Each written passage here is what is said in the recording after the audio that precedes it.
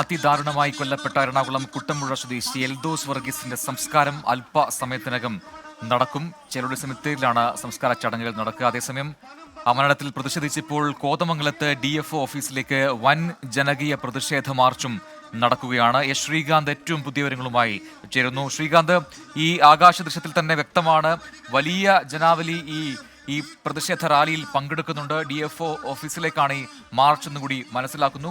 അപ്പോൾ കഴിഞ്ഞ കുറേ നാളുകളായി അല്ലെങ്കിൽ വർഷങ്ങളായുള്ള ആവശ്യമാണ്. അത് ഇത്രയും നാൾ എന്തുകൊണ്ട് പരിഹരിച്ചില്ല? അതിന് അധികൃതർ എന്തെങ്കിലും വിശദീകരണം നൽകുന്നുണ്ട്? എന്ത് ബുദ്ധിമുട്ടാണ് ഈ ട്രഞ്ച് ഉണ്ടാക്കാനും ഒപ്പം തന്നെ വൈദ്യുത ഫെൻസിംഗ് ഉണ്ടാക്കാനൊക്കെയുള്ള വിലങ്ങുതടിയായി അധികൃതർ പറഞ്ഞത് ഇത്രയും നാൾ?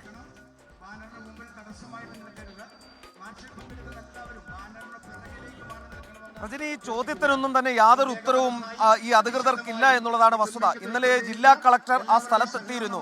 അവിടെയുള്ള ആളുകൾ ചോദിച്ചത്, ഇത് ഇന്നോ ഇന്നലെയോ നിങ്ങൾ തുടങ്ങിയതല്ലല്ലോ ഈ വാക്ക് തരുന്നത്, ഈ വാഗ്ദാനം തരുന്നത്. ഈ ഫെൻസിംഗ് ഇടണമെന്ന് പറയുന്നത് ഞങ്ങളുടെ ന്യായമായ ആവശ്യമല്ലേ? ഞങ്ങൾക്ക് ഭയമില്ലാതെ ജീവിക്കണ്ടേ? ഈ 1.5 കിലോമീറ്റർ ഭയമേതുമില്ലാതെ സഞ്ചരിക്കണ്ടേ? ഞങ്ങളുടെ കുഞ്ഞുങ്ങൾക്ക് പഠിക്കാൻ പോകണ്ടേ? ഞങ്ങളുടെ വീട്ടിലെ മുതിർന്നവർക്ക് ഒന്ന് പുറത്തേക്കിറങ്ങണ്ടേ? ഇവിടെയുള്ള പുരുഷന്മാർക്ക് തൊഴിലെടുത്ത് ജീവിക്കണ്ടേ? ഈ ചോദ്യം ഇന്നലെ അവരെല്ലാം തന്നെ ചോദിച്ചതാണ്. പക്ഷേ കൃത്യമായ മറുപടി ഇല്ലായിരുന്നു എന്നുള്ളതാണ് വസ്തുത. പ്രജിൻ, മുൻപൊരിക്കൽ ഞാൻ തന്നെ ഈ കോതമംഗലം നഗരത്തിൽ ഇതുപോലെ ഒരു പ്രകടനത്തിന്റെ മുൻപിൽ ഈ വന്യമൃഗ ആക്രമണത്തെക്കുറിച്ച് പറഞ്ഞുകൊണ്ട് തേരാപ്പാരാ നടന്നിരുന്നു എന്നുള്ളതാണ് വസ്തുത. കാരണം അന്ന് ഇന്ദിര എന്ന വ്യക്തിയാണ്, അത് നേരിമംഗലം സ്വദേശിനിയാണ്, ആനയുടെ കുത്തേറ്റ് മരിച്ചത്. അന്ന് സമാനമായ രീതിയിൽ വാഗ്ദാനം നൽകിയതാണ് പ്രശ്നങ്ങൾക്ക് പരിഹാരം കാണും എന്നുള്ളത്. ഒപ്പം ഈ ഹാങ്ങിങ് ഫെൻസിങ്ങിന്റെ കാര്യം പറഞ്ഞു, ട്രഞ്ചിന്റെ കാര്യം പറഞ്ഞു, അങ്ങനെ പലവിധ വാഗ്ദാനങ്ങൾ വന്നതാണ്. പക്ഷേ ഒരു കാര്യം പോലും ആ നിമിഷം ഉണ്ടാകുന്ന വൈകാരികത ശമിപ്പിക്കാനുള്ള ഉപായങ്ങൾ എന്നുള്ളതല്ലാതെ മറ്റൊന്നും നടപ്പിലാകുന്നില്ല എന്നുള്ളതാണ് വസ്തുത. ഈ വരുന്ന ഈ കൂട്ടത്തിൽ കാണുന്ന ആളുകൾ തന്നെ നേരത്തെ ഈ കഴിഞ്ഞ തവണ ഞാൻ പറഞ്ഞ ആ പ്രക്ഷോഭത്തിലും ആ പ്രതിഷേധത്തിലും പങ്കെടുത്തവരാണ്. ഇപ്പോൾ മാത്യു കുഴൽനാടൻ അടക്കമുള്ളവർ, പുരോഹിതരടക്കമുള്ളവർ ചേരുന്നുണ്ട്. ഈ വലിയ പ്രതിഷേധമാണ്. മുമ്പും വലിയ പ്രതിഷേധം ഉയർന്നിട്ടുണ്ടായിരുന്നു, കഴിഞ്ഞ തവണയടക്കം ഉയർന്നിട്ടുണ്ടായിരുന്നു. പക്ഷെ അതിനൊരു പരിഹാരം ഇതുവരെ ഉണ്ടാകുന്നില്ല.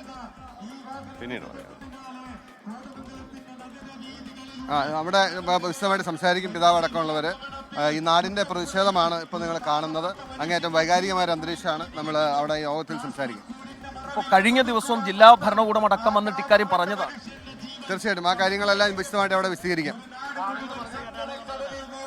ഇപ്പോൾ DCC പ്രസിഡന്റ് കൂടി ഷിയാസ് കൂടി നമ്മളോടൊപ്പം ചേരുന്നു. കഴിഞ്ഞ തവണ ഞാൻ പറഞ്ഞു, ആ ഇന്ദിരയുടെ മരണവുമായി ബന്ധപ്പെട്ട് ഇവിടെ നടന്ന സമരത്തിൽ അന്നതിന് നേതൃത്വം നൽകിയ വ്യക്തികളിൽ ഒരാൾ കൂടിയായിരുന്നു മുഹമ്മദ് ഷിയാസ്. ആ സമരത്തിന്റെ പേരിൽ പലവിധ കേസുകൾ ചുമത്തപ്പെട്ട വ്യക്തി കൂടിയായിരുന്നു താങ്കൾ. വീണ്ടും ഒരിക്കൽ കൂടി കോതമംഗലം നഗരത്തിൽ ഇത്തരത്തിലൊരു വന്യമൃഗ ആക്രമണം ഈ സമരവുമായി ഇറങ്ങേണ്ടി വരുന്നു. എന്താണ് ഇതിനൊരു ശാശ്വത പരിഹാരം? സർക്കാരിന്റെ നിഷ്ക്രിയത്വത്തിന്റെ ഫലമാണ് ഒരു മരണം കൂടി ഉണ്ടായത്.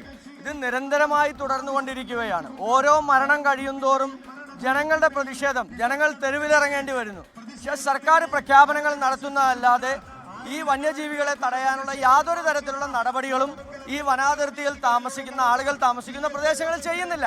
അതിന്റെ ദുരന്ത ഫലമാണ് ഈ മരണമുണ്ടായത്. ഇത് നിരന്തരം അപകടങ്ങളും മരണങ്ങളല്ലേ. ഇപ്പൊ ഈ അടുത്ത ദിവസങ്ങളിൽ 2 മരണമാണ്. എഞ്ചിനീയറിംഗ് കോളേജിൽ പഠിക്കുന്ന ഒരു പെൺകുട്ടി മരണപ്പെട്ടു, ഒരു ആൺകുട്ടി അതീവ ഗുരുതരാവസ്ഥയിലാണ്. അപ്പൊ ഇത് നിരന്തരമായി തുടരുന്നത് സർക്കാരിന്റെ നിഷ്ക്രിയത്വമാണ്. ഇത് കോതമംഗലത്ത് കേരളത്തിന്റെ വനാതിർത്തികളിൽ മുഴുവനുള്ളതാണ്. സർക്കാരിന് ഇതിനൊരു പ്രയോറിറ്റി, ഒരു ദീർഘകാലാടിസ്ഥാനത്തിലും ഹ്രസ്വകാലാടിസ്ഥാനത്തിലും ഒരു പ്രയോറിറ്റി വച്ച് ഈ വനജീവികളെ തടയുന്നതിന് വേണ്ടിയിട്ടുള്ള ഒരു നടപടിയും സ്വീകരിക്കുന്നില്ല. ആ നടപടികൾ സ്വീകരിക്കുന്നത് വരെയുള്ള ജനങ്ങളുടെ പ്രതിഷേധം, ആ പ്രതിഷേധത്തിനിടയിലും ഇനിയും എൽദോസുമാരുണ്ടാകാം. ആ കുടുംബത്തിന് നഷ്ടപ്പെട്ടത് ഒരിക്കലും തിരിച്ചു കൊടുക്കാൻ ആർക്കും കഴിയില്ല. സർക്കാരിന്റെ പ്രഖ്യാപനങ്ങളല്ല, നടപടികളാണ് വേണ്ടത്. അതിനു വേണ്ടിയിട്ടുള്ള പോരാട്ടം ഞങ്ങൾ തുടരും. തീർച്ചയായും സംസ്ഥാന സർക്കാരിന്റെ ഭാഗത്തുനിന്നും ഉണ്ടാകേണ്ടത് വാഗ്ദാനങ്ങളല്ല, പ്രഖ്യാപനങ്ങളല്ല, നേരെ മറിച്ച് നടപടികളായി ആകണം എന്നാണ് പറയുന്നത്.